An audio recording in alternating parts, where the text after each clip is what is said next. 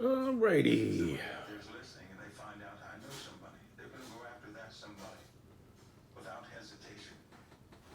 Here's the giveaway knife. I got another one I'll be giving away. Now remember, this is the knife I've been experimenting on, and it does have it does have flaws. That's all there is to it. I have some overrun of true oil right there, here and here. I have scratches. Here's a scratch right here that polishing didn't get out. I mean, I learned a lot with this knife here. I learned a lot. I have this gap at the top, and I know why. I know how that happened. But it's free. See, I used a razor blade to try to scrape some of the overflow off. I don't know how that happened. I was a little sloppy with the true oil. But it's, if you don't look at it close up, it's kind of pretty. And it's free. But I'm also going to be giving another knife away. The other one that I'm experimented on also, that one, I don't think I rounded off the handles up here. It's not perfect either. I'm going to be using walnut liners. I have them all set up and ready to go, but I have to stop what I'm doing. We are under a very high threat of some severe storms tonight and early in the morning, starting at about 8 o'clock tonight. And I've got to get things ready. I got to move vehicles. I got to put furniture away, and I got to weight down. I got to put some cinder blocks on our carpet on our front porch because it's not nailed down. Because you know, everything expands and contracts, and I didn't want to nail it down so the carpet wouldn't bunch up on the porch as it expands and contracts. So I'm going to lay some cinder blocks around the edge of it so it won't get blown away. Put furniture inside. And I have a chainsaw that one of the bar is not level, and I got to get that chainsaw level. I was thinking tonight maybe doing a live stream during the storm because we're all going to Bev's house. You know, we live in a mobile home, and you know when a tornado forms, the first thing it does is look for mobile homes. And Pat and his wife and Billy are probably going to be coming over to Bev's too, because they live in a mobile home. So I just gathered up some things that I don't want to lose. And anyway, let me go get my chainsaws fixed up. All right, saw number one. Let me get this bar off, and we'll go to my shop and I'll show you how I'm going to level it. Actually, I'm going to do all three of my main saws. I'm even going to do my wife's electric saw and make sure the batteries are charged up, because it's a very high likelihood that we will have trees come down. I mean, they're expecting 70 to 80 mile an hour winds, along with likely tornadoes, multiple everywhere in this area. I mean, just watch the news, you'll see. So let me get this bar off. All right, what happens to these as you use them? The edges on either side of the groove that the chain rides in, they become unparallel, unlevel, unequal with each other this way in height. So what happens is your chain ends up riding in the blade just a little to the left or a little to the right, and you start having these weird angled cuts.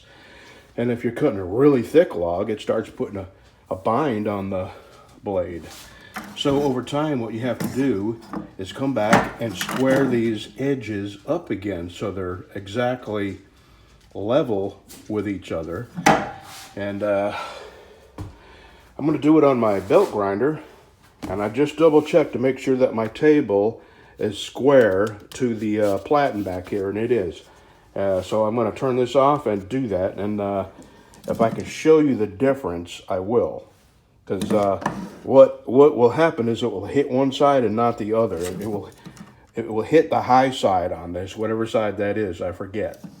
So we'll see in a minute. Okay, this is a perfect example. Okay, you see where you can see the side furthest away from you, closest to the belt, is the side that took most of the grinding.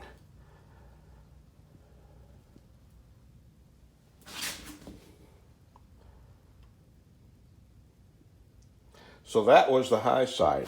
I'm going to make another pass and have a look at it, especially down here where it's really the end where it takes a lot of the abuse, I guess, the bar does. You can see the difference. So I'm going to make another pass and then flip the bar over and do the other side. All right, that worked out good. Now I'm going to take a diamond-shaped file and I'm going to run it down the groove of this away, just lightly to knock the burrs off the inside of that groove. And then I'm going to take some very fine sandpaper, because that was 120.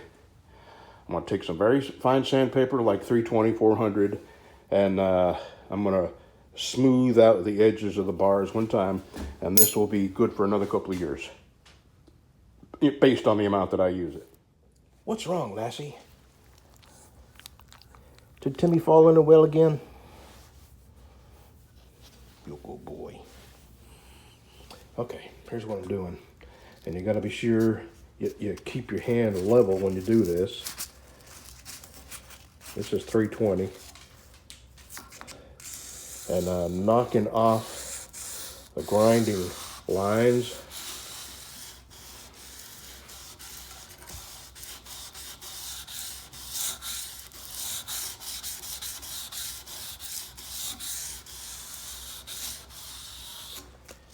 And I'll give you let's see, let me see if I can get a close-up here. See all the schmutz in there? I gotta get all that out, and I will with here's some grind lines right here that I gotta get out.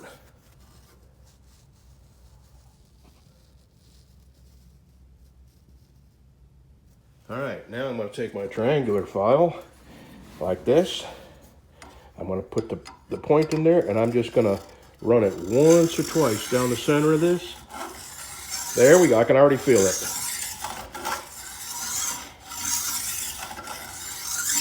There we go. All right, now I'm going to flip it over and do the other side. Here's what the other side looks like, and I'm rubbing those grind marks out.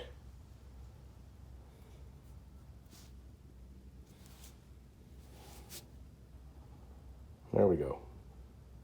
It'll be smooth the next time you see it.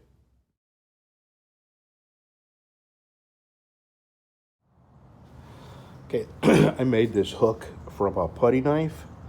And what I do is I drag it down the groove and rake out all the crud, both sides.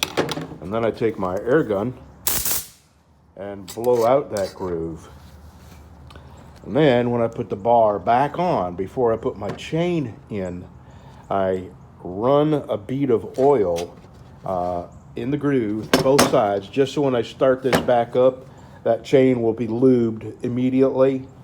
Because it takes a few seconds for the oil to start coming out these holes into the bar. Here it is right here. That's where the oil comes out. Comes out in this little hole right here. And as the chain travels by it, it picks up the oil that's pumped out of the tank and into through this little hole here. And when you flip the chain, has the same thing on this side. So that's why every time you put a new chain on, or every time you switch chains, flip your bar. That way each side wears out identical. You get a lot longer out of your bars. And you could, provided you kept this thing oiled, and you can keep this bar the life of the chain. You just have to keep this leveled, and that's what we're looking like. And I ran that triangular file down either side, knock the burrs off. We are good to go. All right, I'm going to put this back together. I'm going to start. I got 2 more chainsaws I'm going to do this to. Oh, 3 more, actually. My wife's little Makita. All right, this is the bar on my MS211C, and this is one of those easy adjust things, which honestly I'd rather have the other kind where it has the 2 bar nuts here, because you can get the chain tighter. You can't get the chain very tight with this. But you see how this is basically worn out on this bottom side, and it's not worn up on the top side? Because I've never flipped it. And the reason is, and I'm going to do it now, you have to take this out. Let me see if I can do it one-handed.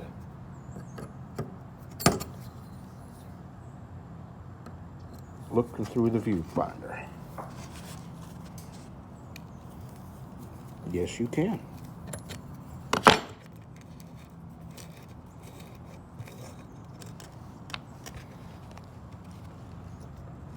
Okay, now what we do is turn it over, put it on this side, and put the screw back in, but I'm not going to do that yet. This bar, I've let this bar get pretty bad. I can feel a burr on the outside of this groove on each side. So I've really let this thing wear down. So I'm going to take it in there. I'm going to do a really good job of cleaning this up and leveling it. And let me see if I can, with one hand, if I can show you the goop that's in here. That this is just a little hook I made out of a putty knife. I'm going to see if I can do this. I doubt I can do it one-handed. No, I can't.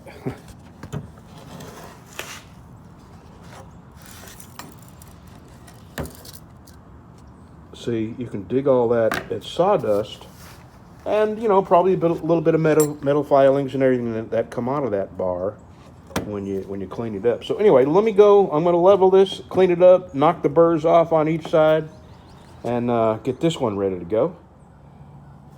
Man, I'll tell you what, that was a lot of work. I let this bar go too long. This is my oldest saw. I've had this longer than, it's not the oldest saw, it's the saw that I've had the longest.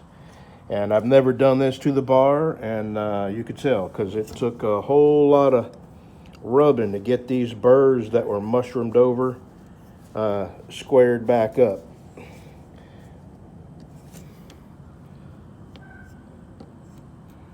All right, I'm gonna blow this bar out, clean it up, put it back on, one more saw.